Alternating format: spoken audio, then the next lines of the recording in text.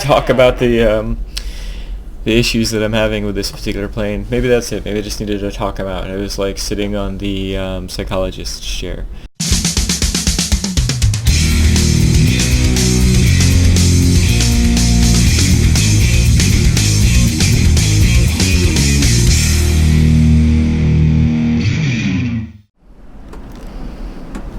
Yeah, not the best map. I mean, not a bad lineup here, but not the best map. Let's go to the comm center first. Show me what you can do, pilots. Let's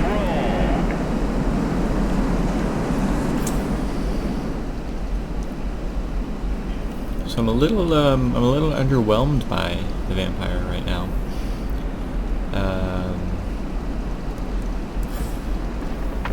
It's not as maneuverable as you'd like it to be for something that doesn't have the altitude performance. This is like every other British fighter in its altitude performance. It's not overly good.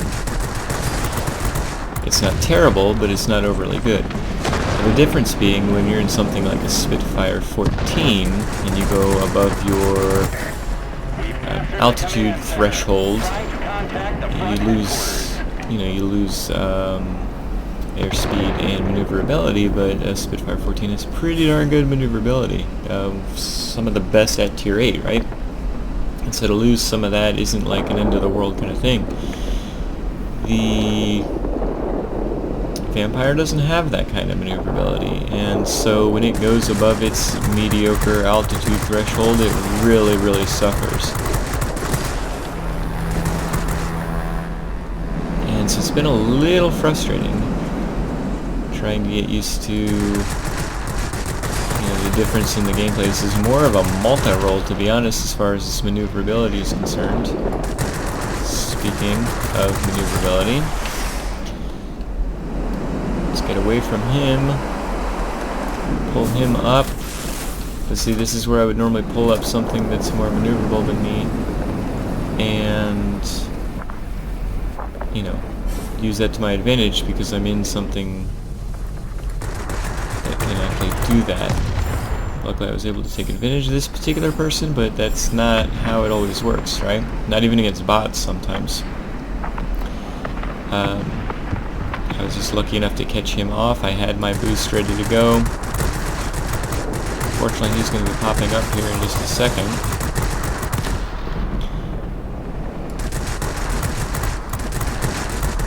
So you can see why I'm a little bit underwhelmed, right?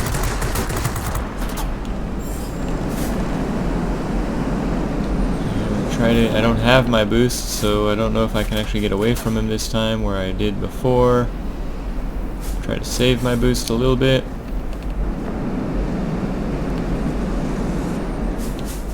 And I'm not going to be able to, I don't think.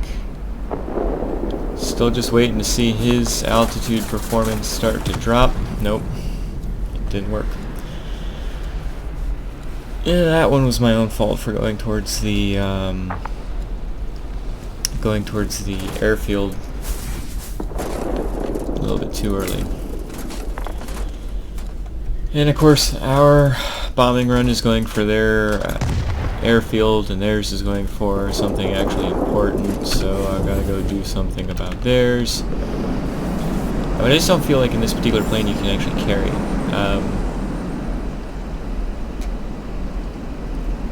Whereas something like a P-80A basically feels like a premium version of a Mustang.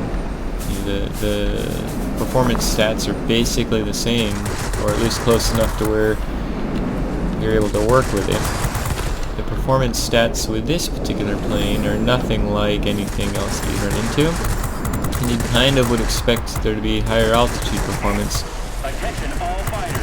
from something of this caliber, considering its lack of maneuverability.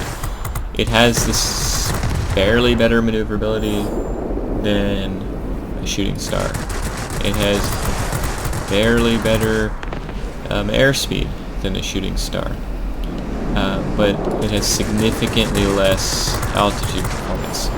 So where in those Yak-15 engagements, if I was in a P-80A, I would have no issues at all getting away from it. Doing that same exact maneuver while in a shooting star, I would have been up at 10,000 feet and laughing at that Yak.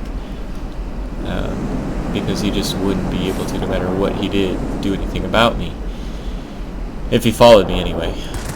This particular plane doesn't seem to be able to do that unless you catch them unawares or catch them, you know, in the midst of energy loss.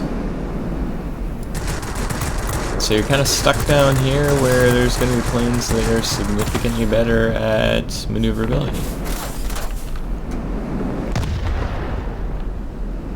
Alright, so in this particular battle I really only have to worry about that Yak, but I think he's already gotten the... he's learned my trick, so to speak. Heck, this J7W1's going to be more maneuverable than me, right? So we have to definitely be aware of what we're up against, what we're running into, what position we're in. Let's boost up here. I want to get this... I need to get rid of some of these things that are up high, unfortunately. This plane doesn't like being up high, as we're about to find out. But sometimes you gotta do what you gotta do. Try to dive back down a little bit.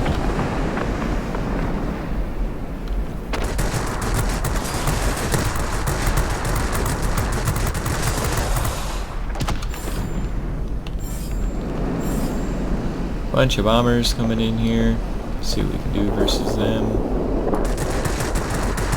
Oh, they're actually going away. Pay attention to the map, Postal. Air supremacy achieved. Pay attention to this bomber who's coming in. A line of thunderstorms is approaching. Seem like right at the cusp, and luckily these new Russian bombers are pretty low. But in most instances, if you run into RB-17, anything like that, you're going to be in some serious trouble, right? This 262 is lower than he normally would be, so I'm able to hit him, but I'm higher than I want to be, right? I'm losing any maneuverability advantage that I'd have. I'm losing that because I'm up at 5,800, 6,000 feet, and I mean, look at this, freaking C-Fang. Yeah, C-Fang I know is pretty maneuverable for a multi-roll, but it's still a multi-roll. So you get down a little bit further. Hopefully pull him down.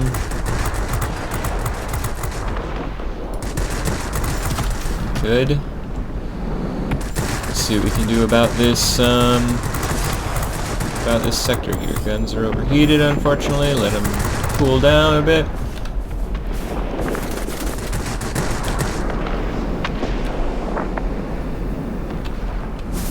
Nope. God knows I can't outmaneuver that. I'm going to have issues with this Typhoon even.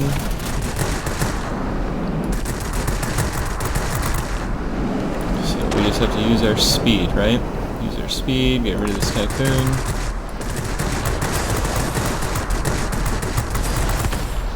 Excellent. And we've got two heavies that we still have to deal with. 262, which I can't keep up with if my life depended on it, but I'm going to try because my life depends on it. Actually, the game's almost over. Pay attention to the capture points.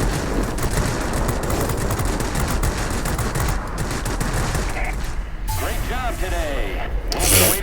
Talk about the issues that I'm having with this particular plane. Maybe that's it. Maybe I just needed to talk about it. It was like sitting on the psychologist's chair. Well, let's head on back to ye old hangar. Alright, so we've got 17,000 plus personal points in this particular instance, a grade 1. Some other badges and goodies. 19 frags. God dang it. 19 frags. And this is by far the best game I've had in this particular plane. It's taking a while. I've been getting better and better at it, and it's really coming to terms with its weaknesses. If you're expecting... Typically, I didn't really research the plane before I got it. I just was grinding. I wanted it's a free Tier 8 premium plane. So if you're asking yourself, is it worth it? yes, it's worth it. It's a free Tier 8 premium plane. Is it the best Tier 8 premium light fighter in the game? I don't think so. I would take a Shooting Star over it any day. Well, maybe not any day, but most days. And why is that? So let's do a quick comparison here. Let's not spend too much time on it. But for something with this altitude performance, optimum altitude 5,200 feet, optimum altitude 70, like literally 2,000 more feet, and the service ceiling is 2,000 feet higher. For something with this altitude performance, you'd expect the maneuverability to be significantly higher, and the maneuverability isn't that much better than the P-80A. The airspeed is, and granted my Shooting Star is specialized, but it doesn't make that big of a difference. And so you would expect the maneuverability on something like this to be 75 at least. And if we just take a look at the standard British Tier 8 fighter, altitude performance is the exact same. It's not the exact same, don't over-exaggerate, Postal, but it's the same, and the maneuverability is significantly higher. We're looking at the difference on all of these is 10.6 for the turn time, 10.2, whoopity-doo, 8.6.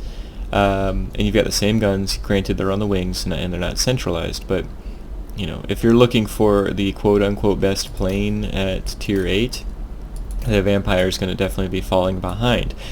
That being said, if you know what your weaknesses are, if you know what your strengths are, you're going to be able to use this plane to great effect. But it's not going to be the plane out there that's just like owning the battlefield, so to speak. This particular match, I kind of played it a little bit more like I would a multi-role, and I believe that's probably the best way to use this plane, because it really is not the best anywhere. It doesn't have the best speed, doesn't have the best altitude performance by any means, doesn't have the best guns, and so know what you're going against and what you can do to counteract it. I was going against an F.2H earlier, which basically just made my whole game, ducking and dodging that particular F.2H, but I was able to, survive and be a pain in their butt. They weren't able to kill me because you're paying attention to the planes coming at you. You're paying attention to the planes you're going towards. So as long as you're doing that, you can definitely do very well in this plane. Just don't expect it to be, a world beater, so to speak. What is really good about this plane, though, is 340,000 silver, right? So granted, every Tier 8 premium is going to be getting some really good silver. This would have made over 200,000, 225,000 without a premium account. And again, it's a free Tier 8 premium. So is it worth the grind? Of course it is. It's a really long grind. I use tokens for certain parts of it, mainly ground pounder kind of missions, because I've only got some Tier 7 ground pounders, and I'm just kind of learning those. And maybe a bomber mission, I'm sure, as well, because I don't have many bombers. So you might have to use tokens. And once you get it, you're going to enjoy it just because you're able to really pull in the silver. But don't expect you to set the world on fire kind of situation. I'm definitely going to be continuing to fly this plane quite a bit. It's a fun plane, don't get me wrong. I'm kind of down on the plane.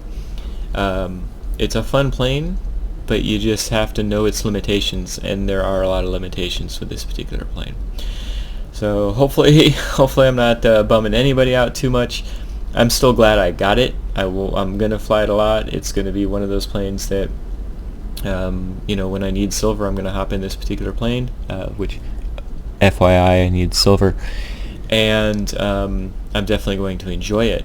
So hope you enjoyed this particular gameplay. It's not a full review, of course, but I'll do a full review after I've gotten some more battles in it. As you can see, I've only played probably maybe an hour in this particular plane, and I'll get a more significant review in the future. If you enjoyed the video, feel free to give it a thumbs up. If you didn't, give it a thumbs down.